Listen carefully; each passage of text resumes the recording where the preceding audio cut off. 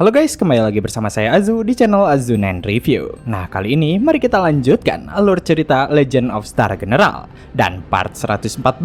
Mari kita mulai. Di kota Yong'an, Yun Xiang yang sedang menunggangi tim Mao, ia benar-benar terkejut dengan informasi yang didapatnya. Karena apa mungkin sosok yang ada di hadapan tubuh cloningnya merupakan host dari Star Soul General, Dian Wei. Jadi dirinya meminta tim Mao untuk mendarat demi mencari tempat yang aman. Begitu tiba di sebuah gang, Yun Xiang segera mengabarkan Yun Xiu untuk mengerahkan beberapa Shadow Guard ke lokasi miliknya. Mendengar permintaan itu, Yun Xiu tentu saja khawatir, karena apakah Yun Xiang baik-baik saja? Namun Yun Xiang membalas jika ini benar-benar darurat. Jadi ia meminta Yun Xiu untuk membuat pengaturannya, sedangkan penjelasannya dirinya akan mengatakannya nanti. Dengan informasi yang telah diberikan, Yun Xiang langsung berfokus di tempat itu, serta ia meminta tim Mao untuk menjaganya, karena saat ini dirinya akan memindahkan kesadaran utama ke tubuh cloningnya.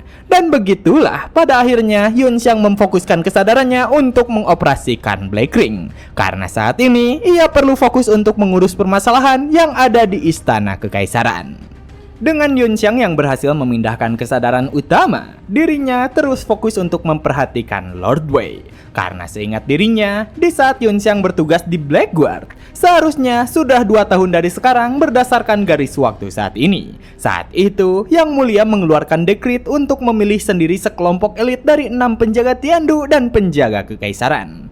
Rumor mengatakan, jika itu untuk menguji apakah mereka memenuhi syarat demi menerima warisan Dian Wei. Jadi artinya, sepertinya 2 tahun ke depan Lord Wei telah tiada. Memperhatikan Lord Wei, Yun Xiang memperkenalkan diri kepadanya. Tapi sayang, meski pandangan matanya tidak tertutup, Yun Xiang diabaikan olehnya. Dan Permaisuri Agung membalas, jika dirinya khawatir Loyal Martial Marquis tidak bisa menjawab Yun Xiang. Sebelum mendiang Kaisar meninggal, ia mempercayakan perlindungan dirinya kepada Loyal Martial Marquis. Pada tahun ke-11 zaman Kan Yuan, tahun 1225 penanggalan bintang, demi melindungi dirinya, Loyal Martial Marquis bertempur sengit melawan seorang pembunuh yang beberapa tingkat di atasnya. Dan akhirnya ia terluka parah. Sebagai ahli Holy Stage, entah ia memilih untuk berjanji setia kepada Kaisar baru untuk mendapatkan status tinggi dan imbalan yang kaya, atau pensiun ke wilayah kekuasaannya demi menjalani kehidupan tanpa beban, ia bisa saja mempunyai kehidupan yang jauh lebih aman dan terhormat.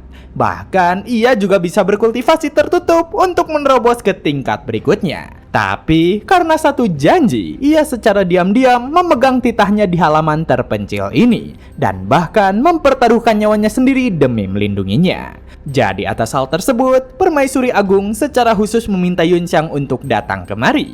Dirinya mengetahui jika penguasaan alkimia Yun Xiang mungkin jauh melampaui para alkemis kekaisaran. Ia tak pernah menyangka jika metode alkimia yang memperpanjang hidup yang telah lama hilang di benua akan diperoleh olehnya. Dari hal itu, Yun Xiang bertanya, apakah Yang Mulia ingin menggunakan pil itu untuk memperpanjang umur Lord Wei? Namun, dari apa yang dirinya lihat, meski Soul Vein Lord Wei rusak parah, umurnya sepertinya masih bisa bertahan setidaknya sampai 2 tahun lagi. Permaisuri Agung pun membalas, meski dirinya berniat meminta pil umur panjang untuk Loyal Martial Marquis, tapi kenyataannya ia memiliki permintaan lain. Ia sudah mendengar jika Yun Xiang baru-baru ini memperoleh semacam teknologi medis. Bahkan tampaknya itu berasal dari peradaban ultra kuno. Tidak hanya bisa menyambungkan kembali Soul Vein dan menyembuhkan luka yang tersembunyi, tapi dikatakan jika itu bisa meregenerasi anggota tubuh yang telah hilang. Karena dengan para hantu tua itu yang berada di Mansion Song, si buta dan si lumpuh, mantan anggota 6 pahlawan Shadow Guard, bukankah luka tersembunyi mereka telah disembuhkan olehnya? Dan Yun Xiang yang mendengarnya, ia cukup terkejut karena Permaisuri Agung memiliki jaringan informasi yang luas. Sampai-sampai Yun Xiang sedikit panik karena apa mungkin Permaisuri Agung juga mengetahui tentang cincin hitam? Sebagai artefak teknologi dari era sebelumnya, cincin hitam pada awalnya dirancang untuk menggunakan mesin nano demi memperkuat tubuh fisik dan menyembuhkan luka. Dan itu akan menempel pada permukaan tubuh yang berfungsi sebagai pelindung. Kemudian dengan menggabungkannya dengan teknik formasi dan Star Terminal Jet Core, dirinya bisa mengembangkan kemampuan untuk mengatur klonnya dari jarak jauh. Sebelum gelombang bis pecah di kota Yong'an, Dirinya menggunakan Soul Power untuk mengaktifkan mesin nano cincin hitam dan menyembuhkan luka lama di kaki Paman Ma. Tapi siapa yang menyangka jika Permaisuri Agung mengetahui akan itu. Jadi dengan hal tersebut Yun Xiang menduga, apa jangan-jangan si Patua dan Permaisuri Agung selama ini berhubungan secara diam-diam? Dan ketika Yun Xiang terus memikirkan tentang Permaisuri Agung, ia merasa jika penampilan dan sosoknya sekitar 50% mirip dengan kakak keduanya, Yun Xiu. Bahkan temperamennya terlihat sedikit tumpang tindih dengan Dekan Gu. Jadi apa mungkin sebenarnya Permaisuri Agung merupakan dalang yang mengendalikan keluarga Song? Permaisuri Agung pun kembali berkata, jika dirinya berharap agar Yun Xiang menggunakan metode yang sama untuk menyembuhkan Loyal Martial Marquis, di mana itu merupakan permintaan pribadi yang dirinya buat bagi junior dari keluarga semasa gadisnya. Juga pada saat yang sama, itu merupakan kesepakatan di mana dirinya dalam kapasitasnya sebagai permaisuri membuat janji kepadanya. Demi kesetiaan antara tuan dan rakyat, dirinya memohon agar Yun Xiang mengabulkan permintaan ini. Melihat permintaan yang begitu tulus dari Permaisuri Agung, Yun Xiang tentu saja mengerti. Bahkan secara pribadi, dirinya akan menerima permintaan ini. Tapi secara resmi, ia ingin mendengar ketentuan kesepakatan ini dari Permaisuri Agung, di mana Permaisuri Agung berkata, jika itu merupakan Star Soul General Dianwei. Mendengar hal tersebut, Yun Xiang kembali terkejut. Ia berkata kepadanya jika dirinya tidak begitu mengerti dengan maksudnya. Tapi dalam hatinya, Yun Xiang penasaran, apa mungkin Permaisuri Agung ingin dirinya menyalin Star Soul General Dianwei? Namun, ia baru saja membuat kesepakatan dengan host Xiang Yu. Jadi, bagaimana bisa ia mengetahui tentang kabar kesepakatan ini secepat itu? Yang mana ia merasa jika pengumpul informasi milik Permaisuri Agung begitu tidak masuk akal. Jadi Yun Xiang pun penasaran tentang apa maksud dari ucapan sang Permaisuri Agung.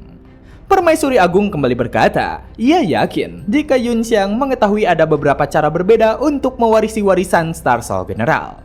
Yang pertama adalah melalui kebangkitan host. Misalnya, cicit dari keluarga Song kita yang merupakan host dari Guan Yu yang terbangkitkan dengan kesempatan yang dimilikinya. Lalu cara kedua adalah setelah kematian host, Soul Jade akan memilih kandidat paling cocok bagi Star Soul General tersebut. Misalnya, cucu perempuannya, Xian Er. Ia merupakan host Yue generasi ketiga. Lalu, cara yang ketiga adalah metode khusus yang diciptakan melalui cara-cara seperti formasi dan alam rahasia. Misalnya metode pewarisan garis keturunan yang dikuasai oleh keluarga tertentu. Tapi selain ketiga cara itu, sebenarnya masih ada satu cara lain. Dan itu merupakan resonansi tekad. Mendapatkan pengetahuan baru, Yun Xiang sedikit penasaran. Tapi Permaisuri Agung lanjut menjelaskan, jika sepertinya pada era peradaban ultra kuno tertentu, beberapa Star Soul General diberikan metode pewarisan khusus dari resonansi tekad. Dengan resonansi tekad, Star Soul General bisa ditransfer meski mantan host sebelumnya belum meninggal. Jadi, mengetahui maksudnya, apa mungkin Permaisuri Agung bersedia mewariskan Star Soul General Dianwei? Jadi, apa mungkin ia berencana menggunakan tubuh asli Star Soul General Dianwei sebagai kesepakatan? Dan Permaisuri Agung sedikit tersenyum karena apa yang dikatakan oleh Yun Xiang benar adanya. Dirinya bisa mengambil Soul Jade Star Soul General Dianwei dan memberikannya kepada seseorang yang tekadnya bisa beresonansi dengannya. Dan karena kesepakatan tersebut, Yun Xiang tentu saja tertarik. Bahkan seperti yang diharapkan dari Permaisuri, kemurahan hatinya benar-benar berada di level yang tertinggi. Ia tak menyangka jika dirinya meremehkan visi milik Permaisuri Agung. Padahal awalnya dirinya berpikir jika kesepakatan ini hanya untuk menyalin data Dianwei. Ia tak pernah membayangkan bisa mendapatkan Soul Jade asli Dianwei. Jadi dalam hatinya, Yun Xiang tak bisa menahan pujian kepada Permaisuri yang begitu luar biasa. Selain kesepakatan itu, Permaisuri Agung menambahkan jika dirinya bisa mengenalkan Yun Xiang kepada beberapa anggota 8 Jenderal Tiandu. Karena apa yang dirinya dengar, jika Star Soul General yang Yun Xiang bangkitkan merupakan legendaris Zuchi, Star Soul legendaris yang bisa berubah menjadi Star Soul General manapun yang pernah Yun Xiang lihat. Mendengar hal itu, Yun Xiang hanya dapat tertawa kecil, dan Permaisuri Agung berkata jika itu hanyalah rahasia kecil. Karena apakah Yun Xiang pikir dirinya takkan menyadari hal sebesar registrasi resmi dengan Star Heaven Bureau? Jadi dengan host Star Soul General Huang Zhong yang merupakan master dari cicitnya, Xian Er, ia juga cukup dekat dengannya. Sedangkan untuk yang lainnya, hubungan yang dirinya miliki cukup baik hingga bisa memberikan pengaruh. Jadi saat waktunya tiba, ia akan menciptakan kesempatan agar Yun Xiang bisa mendapatkan mereka semua. Jadi bukankah kesepakatan ini cukup dermawan? Mendapatkan godaan itu, Yun Xiang tentu saja tertarik. Bahkan ia memuji Yang Mulia Permaisuri karena dirinya mengetahui jauh lebih banyak dari yang ia bayangkan. Dengan seluruh penawaran tersebut, Permaisuri Agung mengaku jika itu merupakan tawaran paling berharga yang bisa dirinya berikan kepada Yun Xiang. Dan yang ia minta hanyalah Yun Xiang yang menggunakan teknik rahasianya. Ia meminta bantuan agar Yun Xiang menyembuhkan Loyal Martial Marquis, ditambah 1 pil umur panjang. Maka semua itu akan bisa menjadi miliknya. Jadi ia yakin jika itu merupakan tawaran yang bagus dan tak bisa Yun Xiang tolak. Meski apa yang ditawarkan oleh Permaisuri Agung begitu bagus, Yun Xiang merasa jika pada dasarnya Permaisuri Agung mendapatkan sesuatu tanpa memberikan apapun. Namun ketika ia memikirkan akan itu, Permaisuri Agung bertanya, apa Yun Xiang pikir dirinya ini sedang mencoba menipunya untuk mendapatkan keuntungan gratis? Di mana Yun Xiang hanya dapat mengelak karena ia tidak berani berpikir seperti itu. Untuk menunjukkan niat baiknya, Permaisuri Agung akan membiarkan Yun Xiang untuk mengambil Soul Jade terlebih dahulu. Tapi dengan kondisi Lord Wei yang begitu tak berdaya, Yun Xiang bertanya tentang bagaimana caranya. Dan Permaisuri Agung hanya tersenyum kepadanya karena ia yakin jika Yun Xiang memiliki cara untuk menghubunginya langsung melalui kesadarannya. Bagaimanapun, Yun Xiang merupakan jenius yang menguasai formasi dan alkemis. Jadi dengan peralatan medis dari peradaban ultra kuno, bukankah ia bisa melakukannya? Atas hal itu, Yun Xiang pada akhirnya hanya bisa mencoba. Jadi begitu dirinya menyentuh Lord Wei, Yun Xiang meminta maaf terlebih dahulu karena dirinya akan bersikap lancang mulai sekarang. Meski Yun Xiang menyentuh Lord Wei, sayangnya tubuh klon tidak bisa menyalin data Star Soul General secara langsung. Tapi dengan jiwa yang sangat tercerai-berai, bahkan tubuh utamanya mungkin takkan bisa berbuat apa-apa. Jadi setelah menilai kondisi tubuh Lord Wei, Yun Xiang berkata kepada Permaisuri Agung jika dirinya akan mencoba terhubung dengan dunia mental milik Lord Wei. Mungkin dirinya takkan sadarkan diri selama beberapa saat. Jadi ia menyerahkan keselamatan mereka kepada Permaisuri Agung. Di mana ketika mendengarnya, Permaisuri Agung memerintahkan pelayannya untuk memberitahukan penjaga. Karena saat ini, Istana Kekaisaran, halaman Changning, akan berada dalam status siaga tingkat tinggi. Dengan Yun Xiang yang memperhatikan tubuh Lord Wei, dirinya segera memanggil Little Red ke sampingnya, serta meminta kepadanya untuk mengawasi keadaan. Jadi atas perintah tersebut, Little Red bersedia mengawasi keadaan bagi Yun Xiang. Sedangkan Yun Xiang sendiri, dirinya mulai meraih kepala Lord Wei. Serta selanjutnya, ia mengaktifkan kemampuan dari cincin hitam miliknya. Karena saat ini, ia mencoba untuk menghubungkan kesadarannya dengan dunia mental milik Lord Wei. Begitu Yun Xiang terhubung dengan dunia mental, apa yang menunggunya merupakan tempat yang begitu abstrak. Jadi mengetahui jika itu merupakan pintu masuk ke dunia mental milik Lord Wei, Yun Xiang merasa jika insting pertahanan milik Lord Wei begitu kuat. Jadi sepertinya Lord Wei pernah mendapatkan pelatihan formal. Tapi bagi Yun Xiang yang telah berpengalaman, ia dapat menemukan pintu utama dengan mudah. Begitu dirinya meraih tembok kosong, sesuatu mulai terasa transparan. Serta selanjutnya, Yun Xiang langsung menerobos tembok itu tanpa penghalang sedikit pun. Dengan memasuki dunia mental milik Lord Wei sepenuhnya, Yun Xiang mulai memperhatikan sekitarnya. Karena tempatnya berada saat ini berupa lapangan pertarungan yang telah dipersiapkan. Dan di sisi lain, terlihat ada seseorang yang sedang duduk di kursi batu, di mana pria itu menatap Yun Xiang dan bertanya tentang siapa sebenarnya Pak Tua ini. Mendengar perkataannya, Yun Xiang sedikit terheran karena Pak Tua apa yang ia maksudkan. Tapi menyadari jika tubuh mentalnya merupakan penampilan tuanya, Yunxiang lupa untuk menyesuaikan penampilan miliknya. Jadi dari hal tersebut, Yunxiang kembali ke wujud saat ini. Tapi begitu melihat apa yang dilakukan oleh Yunxiang, pria yang duduk di kursi batu begitu terkejut. Karena apa mungkin ia merupakan demon magic? Jadi tanpa ragu, pria itu langsung menerjang Yunxiang dan mencoba menyerangnya. Karena dari mana makhluk aneh ini datang ke tempatnya? Juga apa hubungan Yunxiang dengan Qin Yuan? Tapi melihatnya yang langsung menyerang, Yunxiang meminta kepada Loyal Martial Marquis untuk menghentikan hal tersebut. Hanya saja Lord Wei tidak menghentikan pergerakannya karena ia tak mengerti dengan apa yang dikatakan oleh Yunxiang. Serta karena ia menganggap Yunxiang sebagai iblis, dirinya akan menyingkirkannya dari sini. Meski Wei Cheng'an terus melancarkan serangan, Yunxiang dapat memblokirnya dengan baik. Tapi yang membuat Yunxiang terheran, mengapa tahap kultivasi milik Lord Wei berada di Late Heaven Stager? Bukankah seharusnya ia merupakan ahli Holy Stager? Tapi melihatnya secara langsung, Lord Wei terlihat cukup muda. Jadi Yunxiang mengira jika Lord Wei yang ada di depannya merupakan Lord Wei ketika masih muda. Dengan Yunxiang yang dapat memblokir serangannya, Lord Wei begitu memujinya karena ternyata anak iblis ini memiliki kemampuan yang bagus. Tapi ia penasaran apakah musuhnya bisa menghadapi jurusnya. Dan dengan begitu, Lord Wei melancarkan pukulan kuatnya. Yunxiang juga memblokirnya dengan pukulan miliknya. Serta Yunxiang bertanya, bukankah ia merupakan Lord Wei Cheng'an, Loyal Martial Marquis? Tapi Lord Wei membalas jika dirinya adalah Wei Gang, seorang jenderal dari Tiger Guard. Dari apa yang dikatakan olehnya, Yunxiang berpikir, bukankah Tiger Guard merupakan salah satu Guard of Tiandu? Apa mungkin itu merupakan Lord Wei di masa muda sebelum ia mendapatkan gelar? Namun meski begitu, Yunxiang kembali bertanya, bukankah Lord Wei merupakan host dari Star Soul General Dian Wei? Dari hal tersebut, Lord Wei sedikit terkejut karena seharusnya identitasnya sebagai host merupakan rahasia. Jadi dirinya bertanya, apa mungkin Yunxiang merupakan penguji yang dikirim oleh Yang Mulia?